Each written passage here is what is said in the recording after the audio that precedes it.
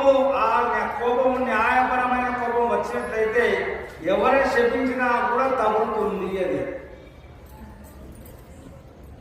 వాడు కరెక్టే ఉన్నాడు.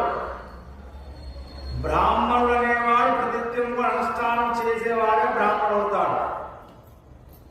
ప్రతి నిత్యము కూడా పట్టుబడకుండా అనుష్ఠానం చేస్తారో వాళ్ళే బ్రాహ్మణులు అవుతారు. జన్మతః శూద్ర, జన్మతః బ్రాహ్మణ. జన్మతః ఎవరు శూద్రులు కాదు, జన్మతః ఎవరు కూడా బ్రాహ్మణుడు కాడు. బ్రాహ్మణత్వాన్ని ఎవరైతే అలవర్చుకుంటారో వారు మాత్రమే బ్రాహ్మణులు అవుతారు. ఇక ఈ విధంగా జపతపాలు అనుష్ఠానం చేసిన బ్రాహ్మణ జోలికి పోతే వాడు ఏది శపించినా కూడా నిజంగానే తగ్గుతుంది అన్నమాట.